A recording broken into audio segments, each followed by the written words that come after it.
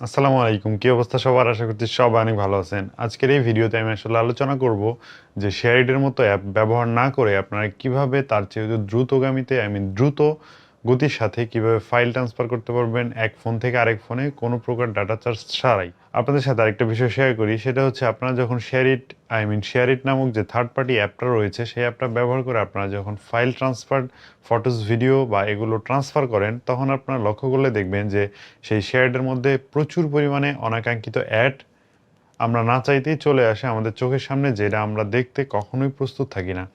So এই সমস্ত add দূর করার জন্য ShareIt কিন্তু এখন পর্যন্ত কোনো পদক্ষেপ নেয়নি। অনেকেই কমপ্লেন করেছে যে এই ShareIt-এর বিরুদ্ধে যে তারা যেন এই অনাকাঙ্ক্ষিত অ্যাডটা বন্ধ করে দেয়। কিন্তু তারা এই অ্যাডটা কিন্তু বন্ধ করবে না। কারণটা হচ্ছে তারা এই অ্যাডের মাধ্যমে বিভিন্নভাবে আর্ন করে থাকে। সো আজকের এই ভিডিওতে আমি আপনাদের সাথে আসলে বেসিক্যালি আলোচনা করব এই ShareIt ব্যবহার না করে আপনারা কিভাবে কোনো প্রকার অ্যাড না দেখে অ্যাডের সম্মুখীন না হয়ে আপনারা ফাইল ট্রান্সফার করতে পারবেন ইজিলি।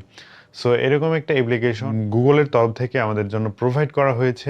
গুগলের তরফ থেকে এটা আগে থেকেই বানানো রয়েছে, যেটা সম্পর্কে আমরা অনেকেই জানি না। সো সেই অ্যাপটা সম্পর্কে আজকের এই ভিডিওতে টোটালি আলোচনা করব। সো ভিডিওটি ধৈর্য ধরে দেখতে থাকুন এবং শিখে নিন যে আসলে কিভাবে আপনারা এই গুগলের তরফ থেকে বানানো অ্যাপটি ব্যবহার করে কোনো রকম অ্যাড ছাড়াই আপনারা ফাইল ট্রান্সফার করতে পারবেন খুবই সহজে। অ্যাপ্লিকেশনটি আমাদের ফোনে পাওয়ার জন্য ইনস্টল করার জন্য আমরা সরাসরি চলে যাব আমাদের ফোনের প্লে স্টোরে। সো প্লে স্টোরে গিয়ে সার্চ অপশনে আমরা লিখব ফাইলস বাই গুগল লিখে সার্চ করার পর অ্যাপ্লিকেশনটি আমরা পেয়ে যাব। এখান থেকে আমরা নর্মালি ইনস্টল বাটনটির উপর ট্যাপ করে দিব। সো এটি ইনস্টল হতে হতে বলে নেই, আপনারা যারা আমার এই চ্যানেলটিতে নতুন রয়েছেন প্লিজ আমার চ্যানেলটিকে অবশ্যই সাবস্ক্রাইব করে রাখবেন এবং পাশে আসা বেল আইকনটিকে অল করে দিবেন আপডেট ভিডিও সবার আগে পাওয়ার জন্য। অ্যাপ্লিকেশনটি অন হওয়ার পর আমরা সরাসরি চলে যাই ফোনের স্ক্রিনে এবং আপনাদের দেখিয়ে দিই যে অ্যাপ্লিকেশনটি ব্যবহার করে কিভাবে আপনারা এক ফোন থেকে আরেক ফোনে files, photos, videos easily transfer করতে পারবেন। অ্যাপ্লিকেশনটি ইনস্টল হয়ে যাওয়ার পর আমরা নর্মালি এটাকে ওপেন করব এবং ওপেন করার পর দেখতে পাবো যে কিছু পারমিশন চাইবে আমাদের কাছ থেকে। সো এই পারমিশনগুলো আমরা দিয়ে দিব এবং অ্যাপ্লিকেশনটি ফুলফিল ওপেন হওয়ার পর বাম পাশে কর্নারে দেখতে পারবেন 3 লাইন একটা মেনু রয়েছে, এখানে ট্যাপ করবেন এবং ট্যাপ করে এখানে সেটিংস অপশনে চলে যাবেন এবং সেটিংস অপশন থেকে একটু স্ক্রল করে নিচের দিকে গেলেই দেখতে পারবেন যে নেম অপশন রয়েছে। এখানে আপনারা এডিট করে আপনাদের নাম ফোনের নাম অথবা আপনার নিজের নাম ইউজ করতে পারবেন কোনো রকম কোনো ঝামেলা ছাড়াই। সো এখানে আপনারা আপনাদের পছন্দ মতো একটা নাম দিয়ে দিবেন, দিয়ে নর্মালি এখান থেকে সেভ করে দিবেন।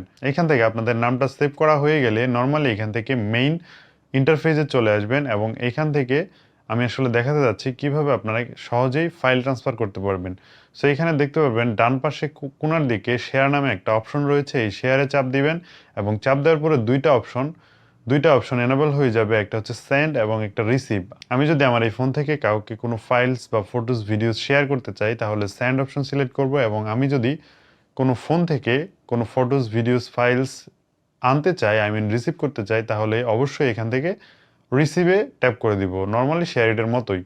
সো আমি এখানে দেখতে পাচ্ছেন আমার দুইটা ফোনের স্ক্রিন দেখা যাচ্ছে। এক ফোন থেকে আরেক ফোনে আমি নর্মালি কোনো ফটোস, ভিডিওস ট্রান্সফার করতে চাচ্ছি। সো বাম পাশের ফোনটি দেখতে পাচ্ছেন, এই ফোন থেকে আমি আমার ডান পাশের ফোনে একটি ভিডিও বা একটি ফটো আমি নর্মালি ট্রান্সফার করব। সো ট্রান্সফার করার জন্য বাম পাশের ফোনের যে সেন্ড অপশনটি রয়েছে এই সেন্ড অপশনটি আমি ট্যাপ করে অন করব এবং সেন্ড অপশনে যাওয়ার পর এখানে কিছু সার্চ করতে থাকবে এবং ডান পাশের যে ফোনটি রয়েছে এই ডান পাশের ফোনেও আমি সিম্পলি রিসিভ অপশনে ট্যাপ করে দিব। সো রিসিভ অপশনে ট্যাপ করার পর আমরা বাম পাশের ফোনে দেখতে পারবো যে এখানে নিয়ার বাই ডান পাশের যে ফোনটি থাকবে সেই ফোনের নামটা দেখাবে। সো আমার ডান পাশের ফোনের নাম সজীব। সো আমি এই সজীবটাকে সিলেক্ট করে দিব এবং সিলেক্ট করে কানেক্ট করার পর ডান পাশের ফোনে একটা পারমিশন চাইবে, কানেক্টিংয়ের জন্য একটা পারমিশন চাইবে। আমরা নর্মালি এখান থেকে কানেক্টিংটা সাকসেসফুল করে দিব। সো কানেক্টেড হয়ে গেলে এই পাশে বাম পাশের ফোনে আপনি দেখতে পারবেন ফাইল, ফটোস, ভিডিওস, অ্যাপস যে কোনো কিছু আপনি ইজিলি শেয়ার করতে পারবেন। সো আমি নর্মালি এখান থেকে একটা ভিডিও শেয়ার করতে যাচ্ছি। সো এখান থেকে আমি একটা ভিডিও সিলেক্ট করে সেন্ড করব। সো আমি এখান থেকে একটা ভিডিও সিলেক্ট করলাম এবং সেন্ড অপশনে ট্যাপ করে দিলাম। তো ট্যাপ করার পর আপনারা নর্মালি দেখতে পাচ্ছেন খুব সহজেই কোনো রকম অ্যাডের সম্মুখীন ছাড়াই খুব দ্রুত গতিতে আমাদের ভিডিওটি ট্রান্সফার হচ্ছে।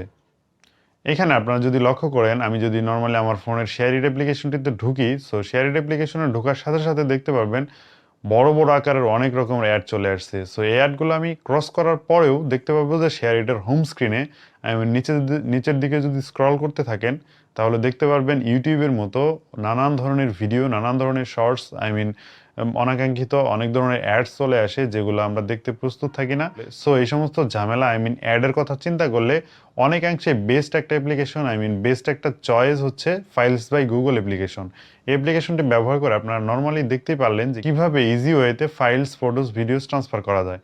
সো বন্ধুরা, আজকের এই ভিডিওটি কেমন লাগলো অবশ্যই কমেন্ট সেকশনে কমেন্ট করে জানাবেন, এবং যদি ভালো লেগেই থাকে একটা লাইক করে দিবেন, আর আমার চ্যানেলে সাবস্ক্রাইব তো মাস্ট। দেখা হচ্ছে খুব শীঘ্রই পরবর্তী নতুন কোনো ভিডিওতে। সে পর্যন্ত সবাই ভালো থাকবেন, সুস্থ থাকবেন এই কামনাই করছি। আল্লাহ হাফেজ।